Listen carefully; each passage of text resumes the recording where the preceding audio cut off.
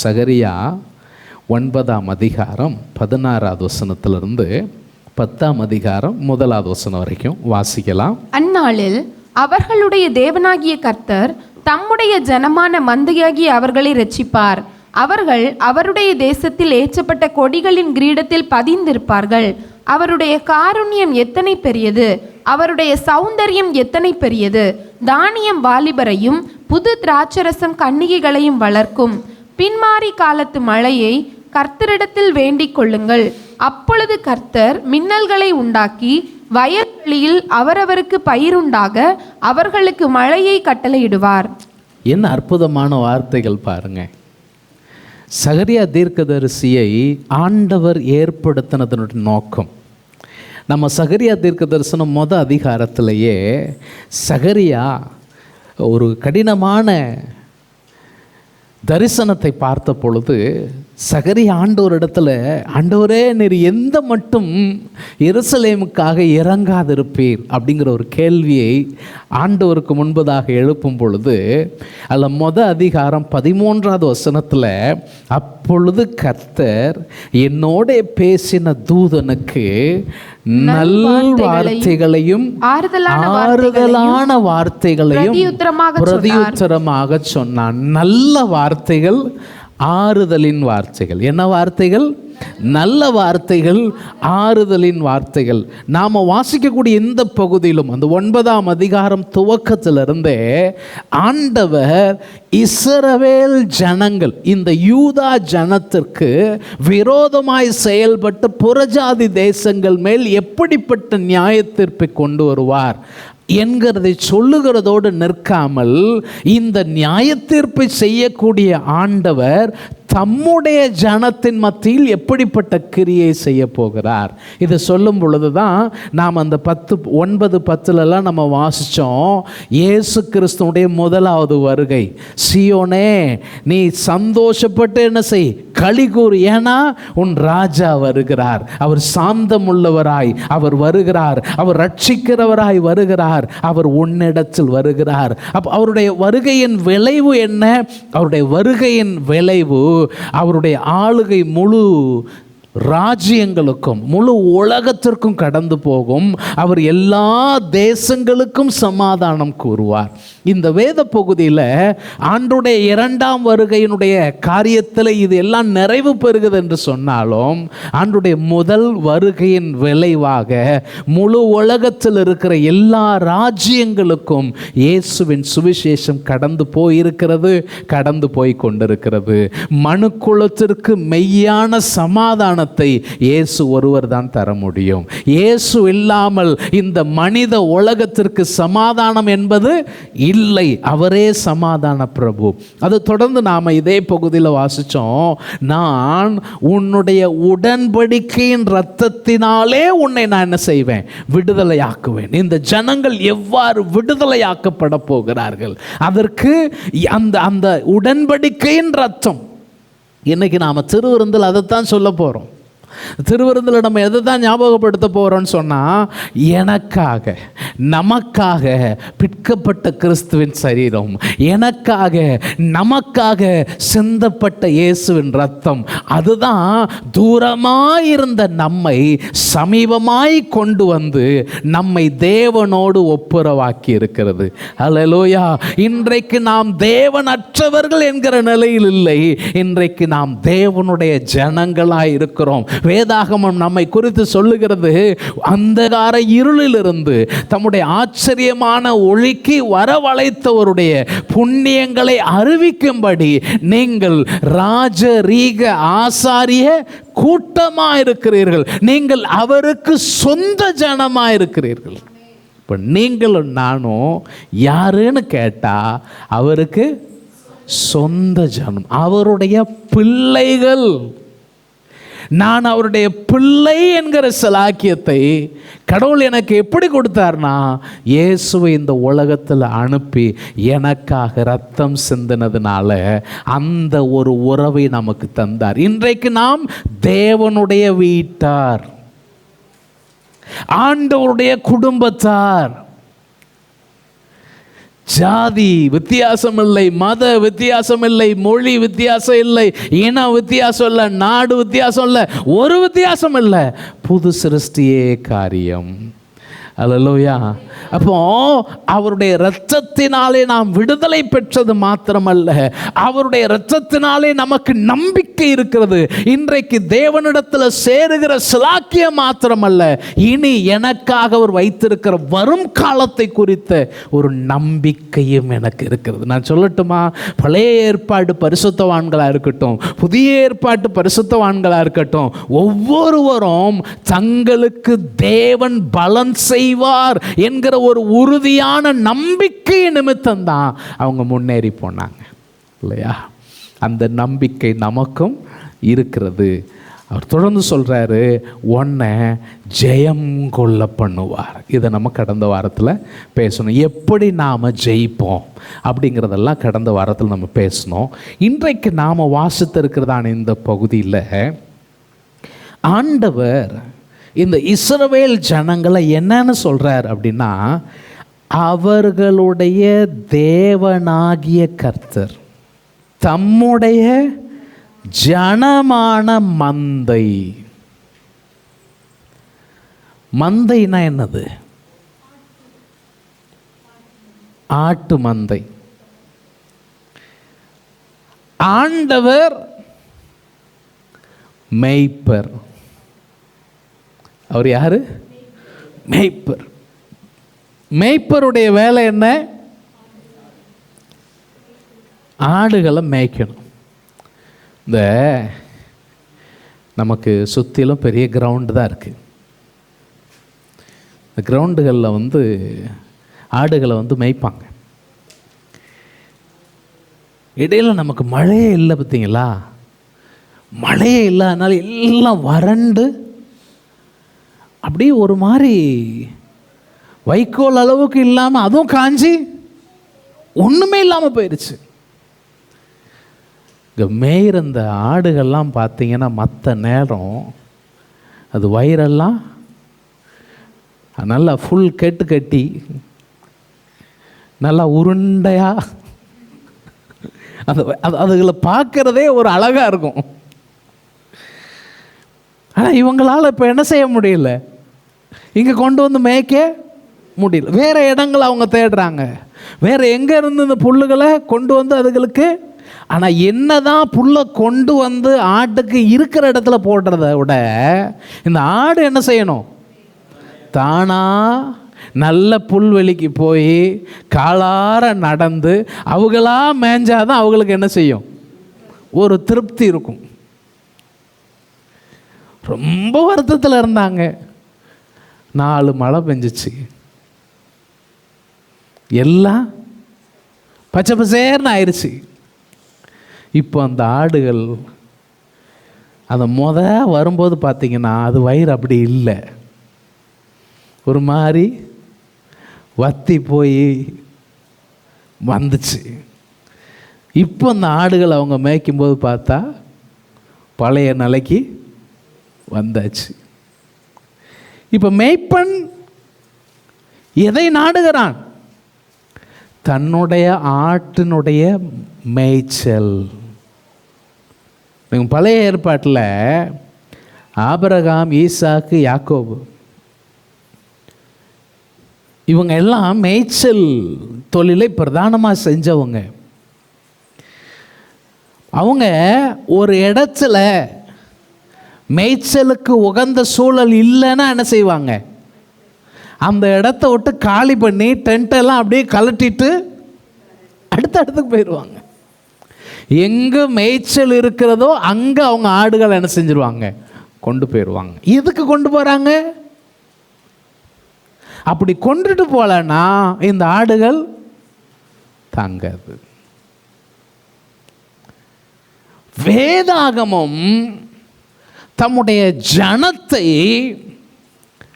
ஆண்டவருடைய ஜனத்தை என்னன்னு சொல்லுதுன்னு கேட்டா அவருடைய மந்தைன்னு சொல்லுது. நாமெல்லாம் அவருடைய மந்தை. நமக்கு தெரிஞ்ச ஒரு வேத பகுதி 100ஆம் சங்கீதம் 3வது வசனத்தை பாருங்க. கர்த்தரை தேவனென்று அறியுங்கள். இஸ்ரவேல் ஜனங்களை பார்த்து இந்த பாடலை பாடின பாடகர் சொல்றார். பாடகர் என்ன சொல்றாரு? கர்த்தரை தேவனென்று கர்த்தரே அறியுங்கள். தேவன் என்று அறியுங்கள். அறிந்து கொள்ளுங்கள். நாம் அல்ல. யாரு கிடையாது? நம்ம கிடையாது. அவரே நம்மை அவர் தாங்க நம்மளை உண்டாக்குனாரு.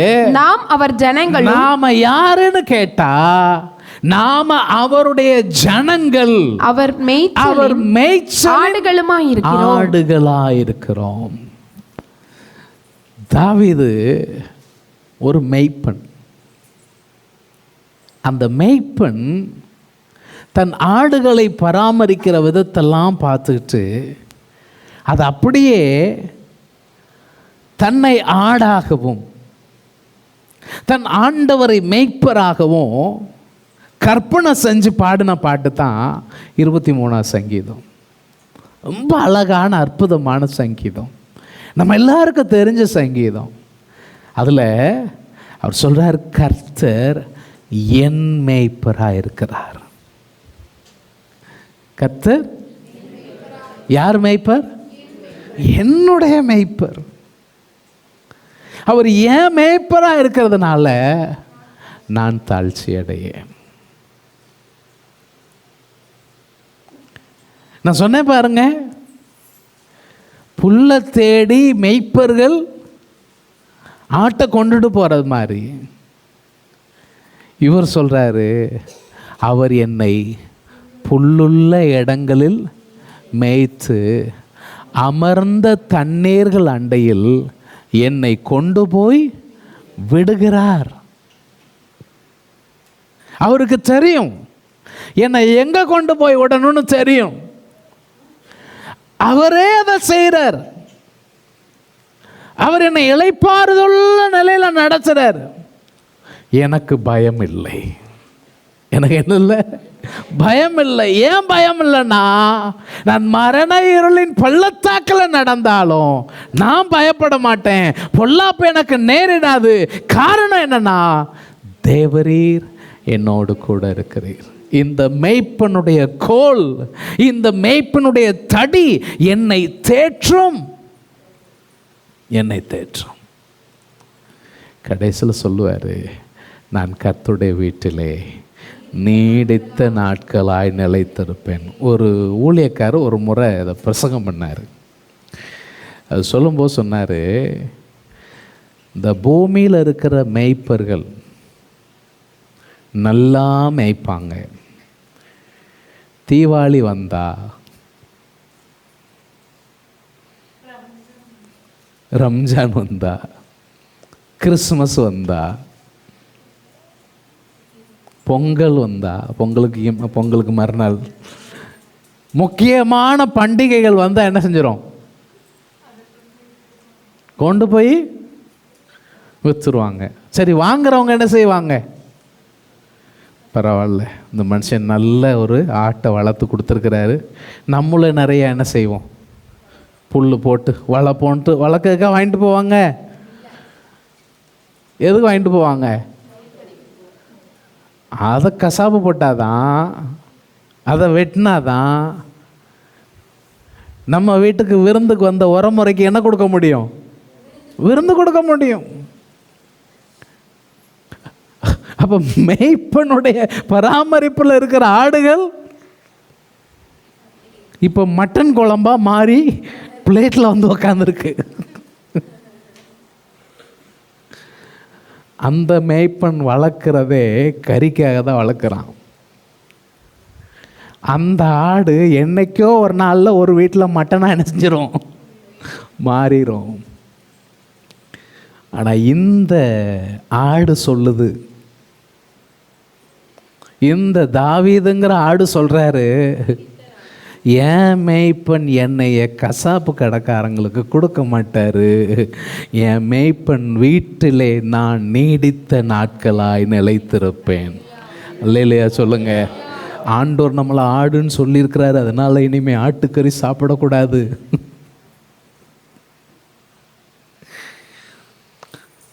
ஒருத்தங்க சொன்னாங்க, நம்ம புறாக்கறி சாப்பிடக்கூடாது. என்னது? ஏன்? இயேசுநாதர் மேலே புறா மாதிரி தானே இறங்கி வந்துச்சு. அதனால் அப்படிலாம் நான் சொல்லலை. தயவுசெய்து ஆடு வாங்கிறதெல்லாம் நிறுத்திடாதீங்க. நம்ம மேய்ப்பன் வாருங்க 16வது வசனம். அந்நாளில் அவர்களுடைய தேவனாகிய கர்த்தர் தம்முடைய ஜனமான மந்தையாகிய அவர்களை ரட்சிப்பார். தம்முடைய மந்தையை இறுதி வரைக்கும் ரட்சித்து நடத்துகிற தகப்பன் நம்முடைய தேவனாகிய கர்த்தர். அல்லேலூயா! எவ்வளோ பெரிய ஒரு சந்தோஷம். அவரே ரட்சிப்பார். இது பகுதி. அதன் பின்பகுதி பாருங்க, இன்னும் அழகாக கொண்டு போகிறார். இதில் இன்னொரு ஒரு ஆச்சரியமும் இருக்கு. முந்தின 2 வசனங்களில் இவர்களை போர் வீரர்களாக்குவார், பலப்படுத்துவார், நீங்கள் எதிரிகளெல்லாம் ஜெயிப்பீங்கன்னு சொல்லிட்டு, அப்போ எதிரிகளை ஜெயிப்பீங்கன்னு சொல்லிட்டு அடுத்து மந்தையை சொல்கிறார். எங்கேயாவது ஆடு யுத்தம் பண்ணி பார்த்துருக்குறீங்களா? யோசித்து பாருங்க.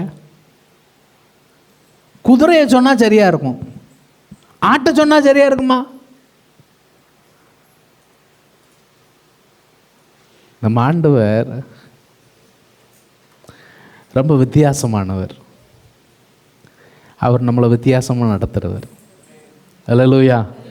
அது இயற்கையால் என்ன செய்ய முடியாது, புரிஞ்சிக்க முடியாது. உலகம் வேற மாதிரி சித்திரத்தை தான் வரையும். உலகம் போடுற பிக்சர் வேற, ஆண்டவர் போடுற பிக்சர் வேற. இது பின் பகுதியில் சொல்றாரு பாருங்க. ஆட்டு சொல்லிட்டு சொல்றாரு, அவர்கள் அவருடைய தேசத்தில். யாருங்க யாருடைய தேசம்? கர்த்தருடைய தேசம். அவர்கள் கர்த்தருடைய தேசத்தில் ஏற்றப்பட்ட கொடிகளின் கிரீடத்தில் பதிந்திருப்பார்கள். கிரீடத்தில் என்ன பதிச்சிருப்பாங்க? முத்து, ரத்தினம், வைரம், விலை உயர்ந்த விலோகங்கள், கற்கள். இதை எதில் பதிச்சிருப்பாங்க? கிரீடத்தில் பதிச்சிருப்பாங்க. கர்த்தர் என்ன சொல்றார் தெரியுமா? நான் உன்னை விலை உயர்ந்த மொத்தாய் அலங்கரிக்க விரும்புகிறேன். என்ன அற்புதமான ஆண்டவர் பாருங்க. ஒன்றுக்கும் உதவாது இருந்த நம்மளை, எந்த ஒரு மதிப்பும் இல்லாமல் இருந்த நம்மளை கர்த்தர் என்ன செய்கிறாராம்? உயர்த்தி வைத்து அவருடைய கிரீடத்தின் முத்தாக அலங்கரிக்கிற தேவனாய் நம்முடைய தேவன் இருக்கிறார். அல்லேலூயா! வேதம் சொல்லுது, அவர் உங்களுக்கு கிரீடம் தருவார்னு சொல்லியிருக்கு. அவர் உங்களுக்கு கிரீடம் தருவார் அப்படிங்கிறதோடு மட்டும் இல்லாமல் நீங்கள் அவருடைய கிரீடத்தின் முத்தாக. எவ்வளோ பெரிய பாக்கியம் நமக்கு கொடுக்கப்பட்டிருக்கிறது. இந்த சகரியா தீர்க்க தரிசனத்தில் ஏற்கனவே நம்ம 3ஆம் அதிகாரத்தில் யாரை வாசிக்கிறோன்னா, ஆசாரியனாகிய யோசுவாவை குறித்து வாசிக்கிறோம்.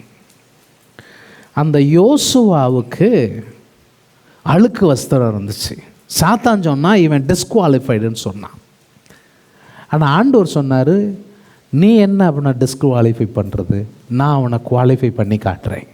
நான் அவனை சுத்திகரித்து விடுகிறேன். 3:5 சொல்லியிருக்கு, அவன் சிரசில் சுத்தமான பாகையை வைப்பார்களாக அப்படின்னு சொல்லிட்டு சுத்தமான பாகையை அவன் சிரசின் மேல் வைத்து அவனுக்கு வஸ்திரங்களை தரிப்பித்தார்கள். வஸ்திரங்களை என்ன செஞ்சாங்க? தரிப்பித்தார்னு வாசிக்கிறோம். 6வது அதிகாரத்துக்கு வந்தீங்கன்னா, 6வது அதிகாரத்தில் 12வது வசனத்தில் இருந்து 14வது வசனம் வரைக்கும் ஒரு காரியத்தை சொல்லி இருக்கிறாங்க.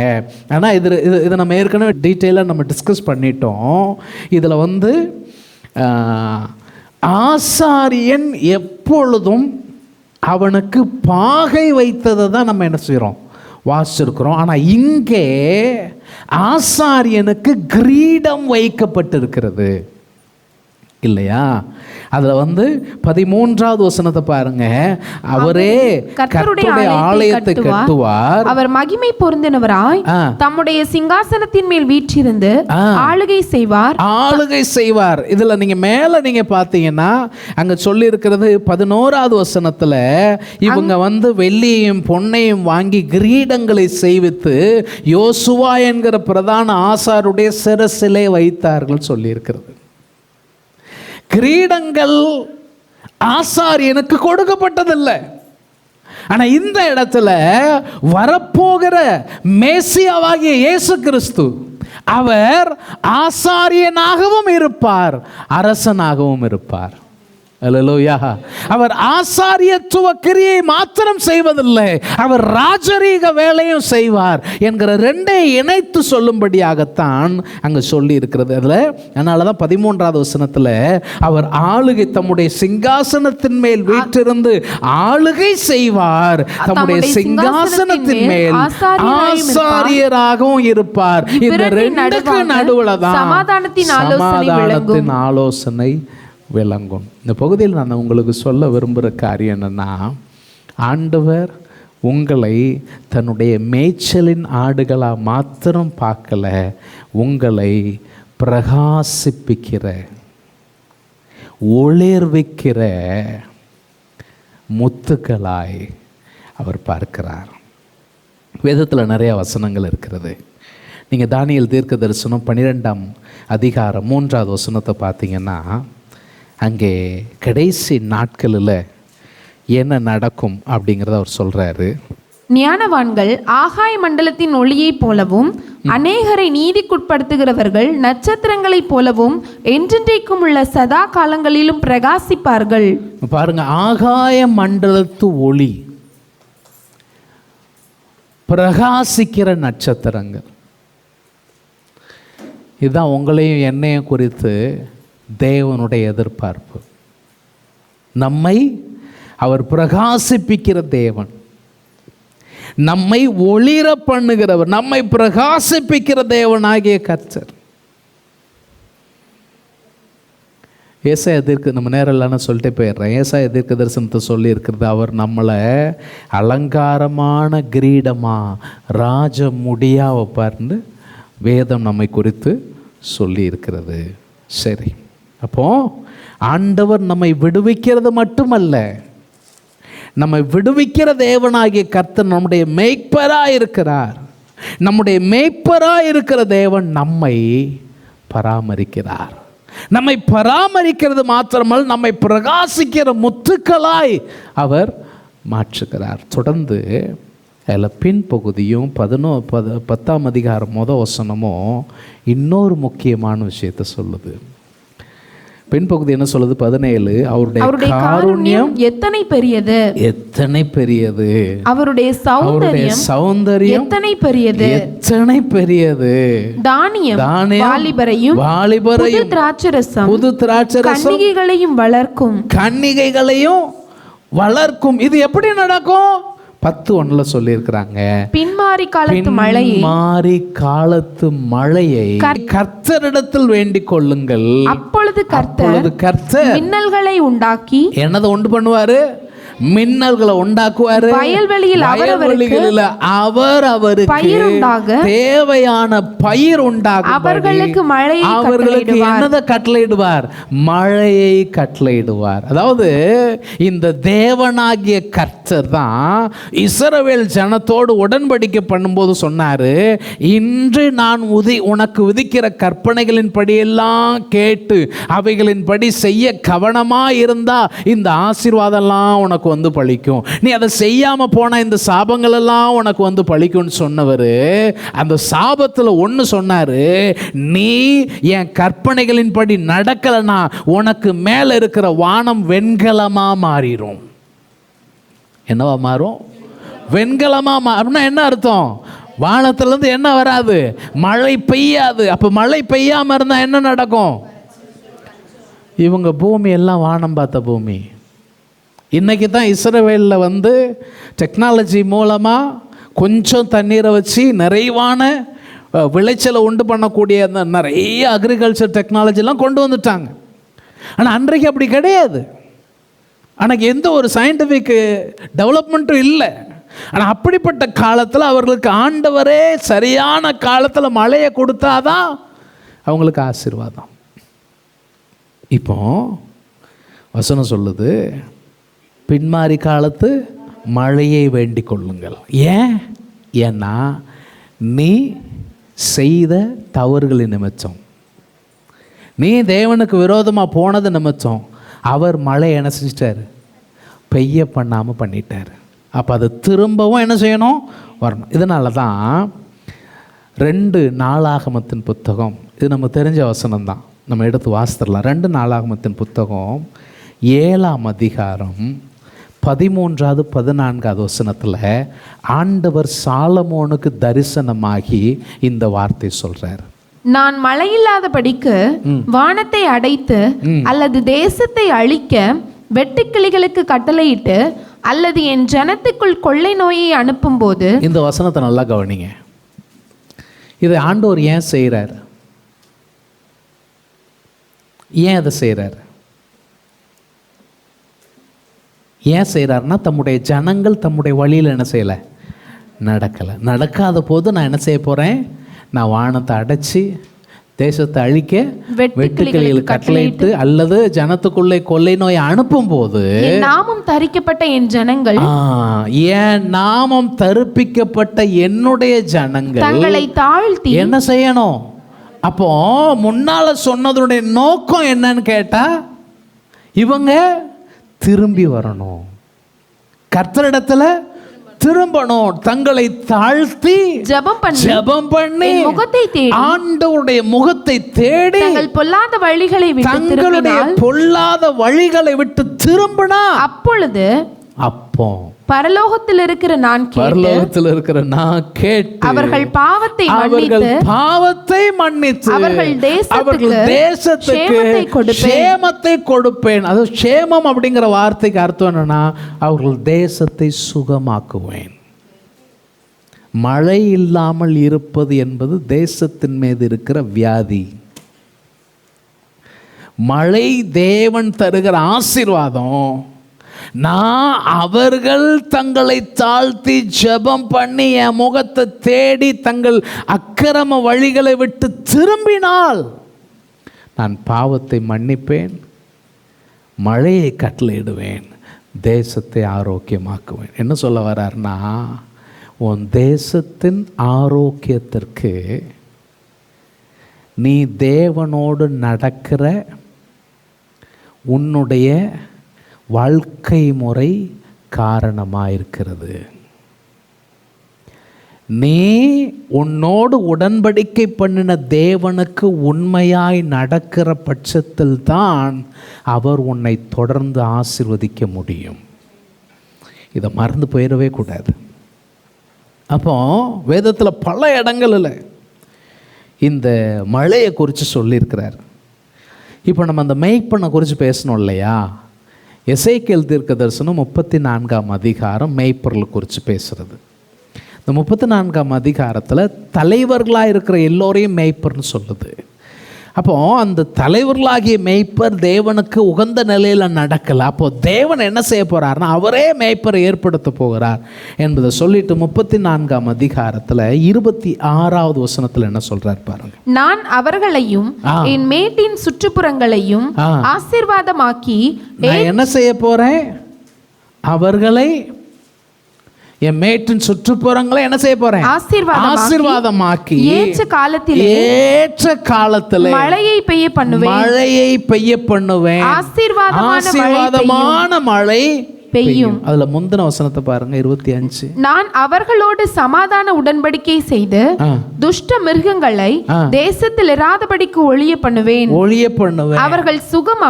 அவர்கள் சுகமாய் வனாந்திரத்தில் தாபரித்து காடுகளில் நித்திரை பண்ணுவார்கள். இது என்ன மாதிரி சொல்லி இருக்குன்னு சொன்னா, எப்படி ஒரு மேய்ப்பன் தன்னுடைய ஆடுகளை எந்தெந்த இடத்துல கொண்டு போய் எங்க மடக்கி எங்க அவர்களுக்கு தேவையான தண்ணீரை கொடுத்து எங்க போஷாக்கான இடத்தை கொடுத்து அவர்களை நடத்த முடியுமோ அந்த மாதிரியான ஒரு நடத்துதலை சொல்லிட்டு தான் அதன் கடைசியில் சொல்லியிருக்கிறாரு, ஆசீர்வாதமான மழை பெய்யும். பிரியமான கர்த்தருடைய பிள்ளையே, நம்ம பாட்டு பாடினா போதாது. ஆசீர்வாதமான மழை பொழியும் தேவான்னு பாட்டு பாடினா போதாது. There shall be showers of blessing அப்படின்னு பாடினா போதாது. அருள் ஏராளமாய் பொழியும்னு பாடினா போதாது. அந்த அருள் நம்முடைய வாழ்வில் வேண்டுமானால் நாம் அவரை சார்ந்து வாழ்கிற வாழ்க்கை வாழ வேண்டும். அவருக்கு தூரமாக இருந்துட்டு அவர் அருள் பொழியணும்னு நம்ம என்ன செய்யக்கூடாது, சொல்லக்கூடாது. இது ரொம்ப ரொம்ப முக்கியமான ஒரு விஷயமா இருக்கிறது. ஒவ்வொரு வேத வசனமும் தீர்க்கதரிசிகள் ஒவ்வொருவரும் இதைத்தான் சொல்கிறாங்க. ஆண்டவர் தம்முடைய ஜனத்தை சீரமைத்த பின்புதான் இந்த ஆசீர்வாதமான மழையை கட்டளையிடுகிறார். நம்முடைய வாழ்வு தேவனுக்கு சரியா இல்லாம ஆண்டவரே என்ன ஆசீர்வதியும், ஆண்டவரே என்ன ஆசீர்வதியும் சொன்னா அவர் ஆசீர்வதிக்க மாட்டார். ஆனா நீ அவரோடு கூட இருப்பாயானால் உனக்கு இந்த வாக்குகள் எல்லாம் வந்து பழிக்கும். ஆமென். ரொம்ப அற்புதமான ஒரு வசனம் இருக்கு. தம்முடைய சொந்த குமாரன் என்றும் பாராமல் அவரையே நமக்காக தந்தவர், அவரோடு கூட மற்ற எல்லாவற்றையும் நமக்கு அருளாது இருக்கிறது எல்லாத்தையும் அவர் செய்வாருங்க. எல்லாம் அவர் செய்வார். ஆனால் அவர் எல்லாம் செய்யட்டும், நான் என் இஷ்டத்துக்கு இருப்பேன்னா நடக்காது. இப்போ இன்றைக்கி நாம் எதை உறுதிப்படுத்திக்கணும்னு சொன்னால், am I walking with God? நான் தேவனோடு நடந்து கொண்டிருக்கிறேனா? எனக்கும் ஆண்டவருக்கு இடையில் இருக்கிற உறவு எப்படி இருக்கிறது? அதை நாம் என்ன செய்யணும், உறுதிப்படுத்த வேண்டும். மற்ற ஆசீர்வாதங்களை குறித்து நம்ம கவலைப்பட வேண்டியதே இல்லை. ஏன்னா ஆண்டவர் ஆசீர்வதிக்கும் போது எப்படி ஆசீர்வதிப்பாராம், நம்ம பரிசுத்த ஆவியானவர் குறித்து சொல்லும்போது கூட ஏசாயா தீர்க்கதரிசி தான் சொல்கிறார், தாகமுள்ளவன் மேல் தண்ணீரையும் வறண்ட நிலத்தின் மேல் ஆறுகளையும் அவர் ஊற்றுகிறவர். என்ன அற்புதமான வார்த்தை! பரிசுத்த ஆவியானவரே அவர் ஆறு போல நம் மீது ஊற்றப்படுகிறவர். இயேசுநாதர் பேசினார் புதிய ஏற்பாட்டில், என்னை விசுவாசிக்கிறவனுடைய உள்ளத்திலிருந்து ஜீவ தண்ணீர் உள்ள நதிகள் ஓடும். ஜீவ தண்ணீர் உள்ள நதிகள், ஒரு நதி கிடையாது, நதிகள். அதுக்கு அடுத்த வசனம் சொல்லியிருக்கோம், தம்மை விசுவாசிக்கிறவர்கள் அடைய போகிற பரிசுத்த ஆவியானவரை குறித்து அவர் அப்படி சொன்னார். நான் உங்களுக்கு சொல்லட்டுமா, உங்களுக்குள்ளேயும் எனக்குள்ளேயும் பரிசுத்த ஆவியானவர் என்கிற ஜீவ தண்ணீர் உள்ள நதி பாய்ந்து கொண்டே இருக்கிறார். அல்லேலூயா. இந்த நதி, அது எசேக்கியேலில் சொல்லப்பட்டிருக்கிறது, சிங்காசனத்திலிருந்து புறப்பட்டு போகிறதான அந்த நதி. அது ஆண்டோடைய அந்த 1000 வருஷ அரசாட்சியின் போது கடைசி காலங்களில் நடக்க போகிறத ஒரு தரிசனமாக பார்க்குறாரு. சிங்காசனத்திலிருந்து ஓடுகிற அந்த நதி பாய்கிற இடமெல்லாம் அது என்ன செய்யுமா, இடத்தை எல்லாம் செழிப்பாக்குகிறது. அங்கே இருக்கிற மரங்கள், அந்த மரங்களுடைய கனிகள் ஜீவனுக்கு உகந்தவை, அதனுடைய இலைகள் மருந்துக்கு உரியவைகளாக மாறி போகிறது. ஏன்?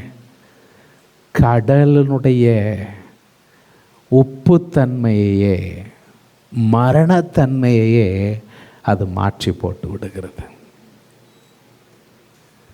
ஆசீர்வாதமான மழையை நம் மீது ஊற்றுகிற ஆவியானவர் 2000 ஆண்டுகளுக்கு முன்பதாக சபையின் துவக்கமே அந்த ஆசீர்வாதமான மழையாகிய பரிசுத்த ஆவியானவர் இறங்கினதுனால தான் சபையே உண்டாயிருக்கிறது. அல்லேலூயா. இன்றைக்கு சமுதாயத்தின் ஆசீர்வாதத்திற்கு அரசியல்வாதிகளால் செய்ய முடியாததை ஆவிக்குரிய பிள்ளைகளாகிய நீங்களும் நானும் செய்ய முடியும். இன்றைக்கு நீங்க இருக்கக்கூடிய உலகத்துல ஜனங்களுடைய வாழ்வில் மறுரூபம் ஏற்படணும்னு சொன்னா இந்த ஆசீர்வாதத்தின் மழையை, இந்த ஆசீர்வாதத்தின் நதியை உடையவனாகிய நானும் நீங்களும் இந்த உலகத்திற்கு வெளிச்சமாக, இந்த பூமிக்கு உப்பாக நடந்து கொள்ளும்போது தான் அது நடக்கும் என்று கர்த்தர் சொல்கிறார். ஆண்டவரே என்னை ஆசீர்வதியும்.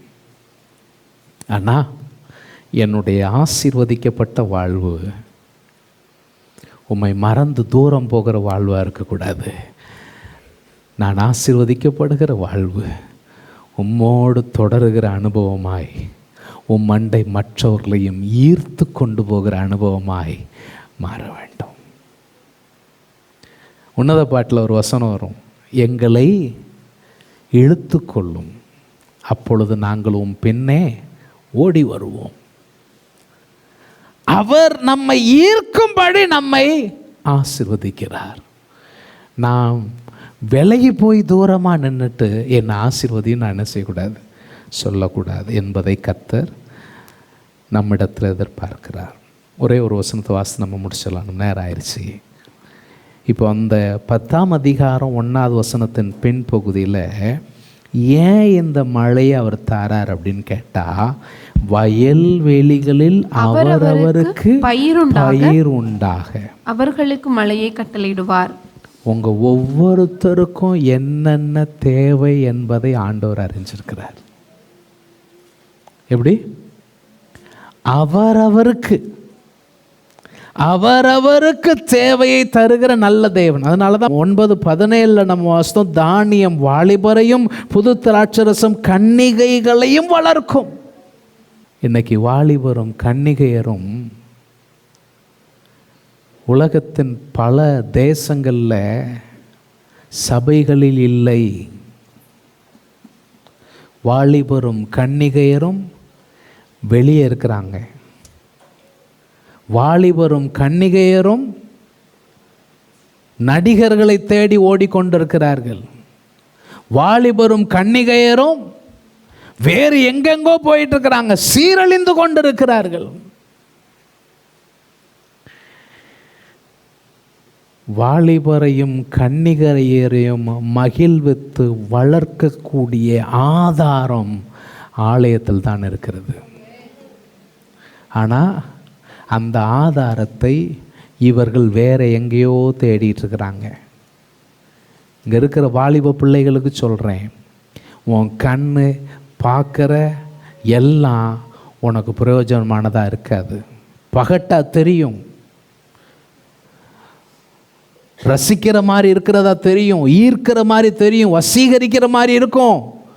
ஆனால் வசீகரத்தின் முடிவு ஆபத்தாக முடிச்சிடும். உனக்கான உண்மையான வளர்ச்சி, உனக்கான உண்மையான ஆதாரம் கர்த்தரிடத்தில் தான் இருக்கிறது. அவர் தான் ஆசீர்வாதமான மழையை தருகிறவர். நீ அவரை வேண்டிக்கொள், உன் வாழ்க்கை நிறைவுள்ளதாக இருக்கும். இந்த இளம் வயதிலேயே, அதனால தான் சாலமோன் சொல்கிறார், உன் இளம் வயதில் உன் சிருஷ்டிகரை நினை. ஏன்? இளம் வயதில் நீ கர்த்தரை பிடிச்சிட்டேன்னு சொன்னா உன் வளர்ச்சி, உன் முதிர் வயது மிகப்பெரிய ஆசீர்வாதமானதாக இருக்கும் என்பதில் சந்தேகமே கிடையாது. சகரியா மூலமாக ஆண்டவர் இன்றைக்கு நமக்கு சொல்லியிருக்கிற 3 முக்கியமான விஷயங்கள் சொன்னோம். 1, அவர் நம்முடைய மேய்ப்பர்.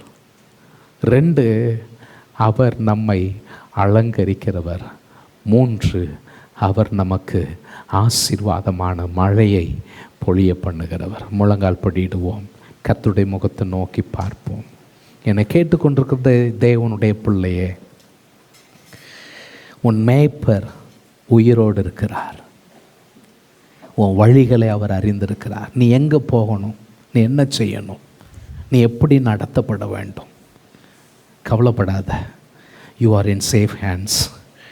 நீ சரியானவருடைய கரத்தில் இருக்கிறாய். ஆனால் அதை மட்டும் நீ உறுதிப்படுத்திக்கோ, நான் ஆண்டருடைய பட்சத்தில் இருக்கிறேனா இல்லை, நான் அவ்வப்போது எனக்கு பிரச்சனை நேரம் மாத்திரம் நான் அப்படி வந்து எட்டி பார்த்துட்டு அப்புறம் என்ன தூரப்படுத்துகிறேன்னா?